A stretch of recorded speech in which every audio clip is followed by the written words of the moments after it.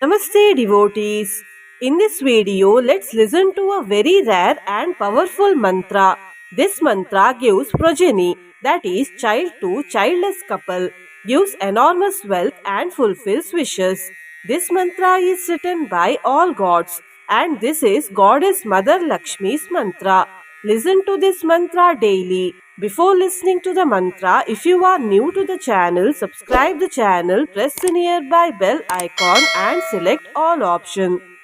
पुत्रपौत्रवतीं शुद्धां कुलजां कोमलां वरां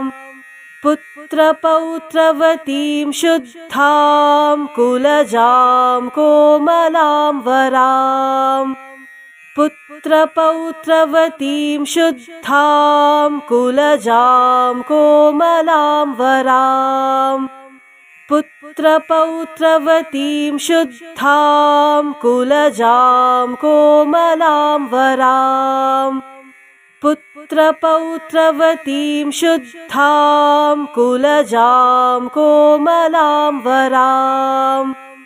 पुत्रपौत्रवतीं शुद्धां कुलजां कोमलां वरां पुत्रपौत्रवतीं शुद्धां कुलजां कोमलां वरां पुत्रपौत्रवतीं शुद्धां कुलजां कोमलां वरां पुत्रपौत्रवतीं शुद्धां कुलजां कोमलां वरां पुत्रपौत्रवतीं शुद्धां कुलजां कोमलां वरां पुत्रपौत्रवतीं शुद्धां कुलजां कोमलां वरां पुत्रपौत्रवतीं शुद्धां कुलजां कोमलां वरां पुत्रपौत्रवतीं शुद्धां कुलजां कोमलां वरां पुत्रपौत्रवतीं शुद्धां कुलजां कोमलां वरां पुत्रपौत्रवतीं शुद्धां कुलजां कोमलां वरां पुत्रपौत्रवतीं शुद्धां कुलजां कोमलां वरां पुत्रपौत्रवतीं शुद्धां कुलजां कोमलां वरां पुत्रपौत्रवतीं शुद्धां कुलजां कोमलां वरां पुत्रपौत्रवतीं शुद्धां कुलजां कोमलां वरां पुत्रपौत्रवतीं शुद्धां कुलजां कोमलां वरां पुत्रपौत्रवतीं शुद्धां कुलजां कोमलां वरां पुत्रपौत्रवतीं शुद्धां कुलजां कोमलां वरां पुत्रपौत्रवतीं शुद्धां कुलजां कोमलां वरां पुत्रपौत्रवतीं शुद्धां कुलजां कोमलां वरां पुत्रपौत्रवतीं शुद्धां कुलजां कोमलां वरां पुत्रपौत्रवतीं शुद्धां कुलजां कोमलां वरां पुत्रपौत्रवतीं शुद्धां कुलजां कोमलां वरां पुत्रपौत्रवतीं शुद्धां कुलजां कोमलां वरां पुत्रपौत्रवतीं शुद्धां कुलजां कोमलां वरां पुत्रपौत्रवतीं शुद्धां कुलजां कोमलां वरां पुत्रपौत्रवतीं शुद्धां कुलजां कोमलां वराम् पुत्रपौत्रवतीं शुद्धां कुलजां कोमलां वराम् पुत्रपौत्रवतीं शुद्धां कुलजां कोमलां वराम् पुत्रपौत्रवतीं शुद्धां कुलजां कोमलां वराम् पुत्रपौत्रवतीं शुद्धां कुलजां कोमलां वराम्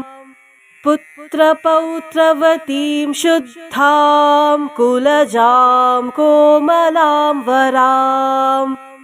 पुत्रपौत्रवतीं शुद्धां कुलजां कोमलां वराम् पुत्रपौत्रवतीं शुद्धां कुलजां कोमलां वराम् पुत्रपौत्रवतीं शुद्धां कुलजां कोमलां वराम्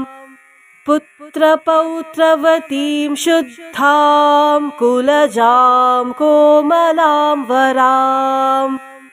पुत्रपौत्रवतीं शुद्धां कुलजां कोमलां वराम् पुत्रपौत्रवतीं शुद्धां कुलजां कोमलां वराम् पुत्रपौत्रवतीं शुद्धां कुलजां कोमलां वराम् पुत्रपौत्रवतीं शुद्धां कुलजां कोमलां वराम् पुत्रपौत्रवतीं शुद्धां कुलजां कोमलां वराम् पुत्रपौत्रवतीं शुद्धां कुलजां कोमलां वराम् पुत्रपौत्रवतीं शुद्धां कुलजां कोमलां वराम् पुत्रपौत्रवतीं शुद्धां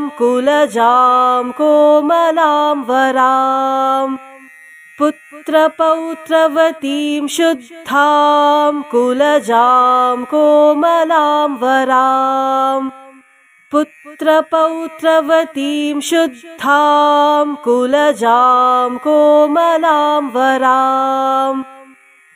पुत्रपौत्रवतीं शुद्धां कुलजां कोमलां वराम् पुत्रपौत्रवतीं शुद्धां कुलजां कोमलां वराम्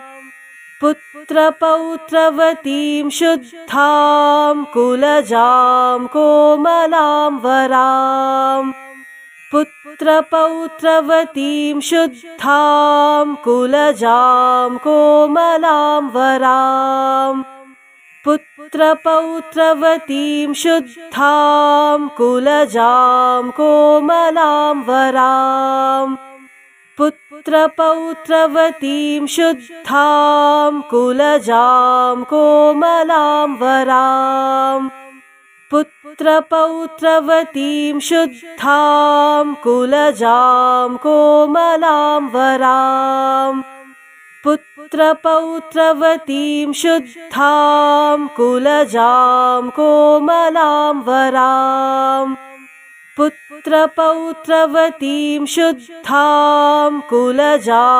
कोमलां वराम्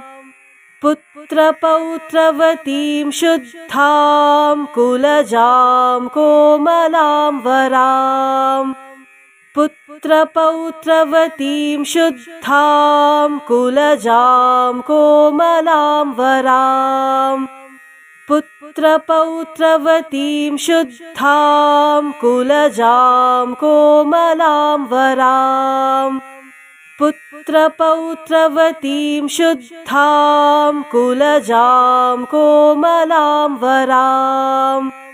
पुत्रपौत्रवतीं शुद्धां कुलजां कोमलां वराम् पुत्रपौत्रवतीं शुद्धां कुलजां कोमलां वराम् पुत्रपौत्रवतीं शुद्धां कुलजां कोमलां वराम् पुत्रपौत्रवतीं शुद्धां कुलजां कोमलां वराम् पुत्रपौत्रवतीं शुद्धां कुलजां कोमलां वराम् पुत्रपौत्रवतीं शुद्धां कुलजां कोमलां वराम् पुत्रपौत्रवतीं शुद्धां कुलजां कोमलां वराम् पुत्रपौत्रवतीं शुद्धां कुलजां कोमलां वराम् पुत्रपौत्रवतीं शुद्धां कुलजां कोमलां वराम् पुत्रपौत्रवतीं शुद्धां कुलजां कोमलां वराम् पुत्रपौत्रवतीं शुद्धां कुलजां कोमलां वराम् पुत्रपौत्रवतीं शुद्धां कुलजां कोमलां वराम् पुत्रपौत्रवतीं शुद्धां कुलजां कोमलां वराम् पुत्रपौत्रवतीं शुद्धां कुलजां कोमलां वराम् पुत्रपौत्रवतीं शुद्धां कुलजां कोमलां वराम् पुत्रपौत्रवतीं शुद्धां कुलजां कोमलां वराम् पुत्रपौत्रवतीं शुद्धां कुलजां कोमलां वराम् पुत्रपौत्रवतीं शुद्धां कुलजां कोमलां वराम् पुत्रपौत्रवतीं शुद्धां कुलजां कोमलां वराम् पुत्रपौत्रवतीं शुद्धां कुलजां कोमलां वराम् पुत्रपौत्रवतीं शुद्धां कुलजां कोमलां वराम् पुत्रपौत्रवतीं शुद्धां कुलजां कोमलां वराम् पुत्रपौत्रवतीं शुद्धां कुलजां कोमलां वराम् पुत्रपौत्रवतीं शुद्धां कुलजां कोमलां वराम् पुत्रपौत्रवतीं शुद्धां कुलजां कोमलां वराम् पुत्रपौत्रवतीं शुद्धां कुलजां कोमलां वराम् पुत्रपौत्रवतीं शुद्धां कुलजां कोमलां वराम्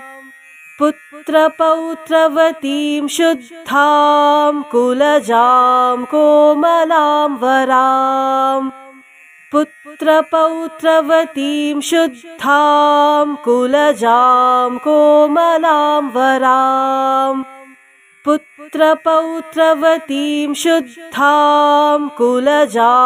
कोमलां वराम् पुत्रपौत्रवतीं शुद्धां कुलजां कोमलां वराम् पुत्रपौत्रवतीं शुद्धां कुलजां कोमलां वराम् पुत्रपौत्रवतीं शुद्धां कुलजां कोमलां वराम् पुत्रपौत्रवतीं शुद्धां कुलजां कोमलां वराम् पुत्रपौत्रवतीं शुद्धां कुलजां कोमलां वराम् पुत्रपौत्रवतीं शुद्धां कुलजां कोमलां वराम् पुत्रपौत्रवतीं शुद्धां कुलजां कोमलां वराम् पुत्रपौत्रवतीं शुद्धां कुलजां कोमलां वराम् पुत्रपौत्रवतीं शुद्धां कुलजां कोमलां वराम् पुत्रपौत्रवतीं शुद्धां कुलजां कोमलां वराम्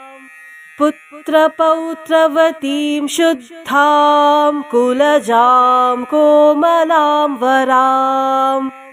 पुत्रपौत्रवतीं शुद्धां कुलजां कोमलां वराम् पुत्रपौत्रवतीं शुद्धां कुलजां कोमलां वराम् पुत्रपौत्रवतीं शुद्धां कुलजां कोमलां वराम्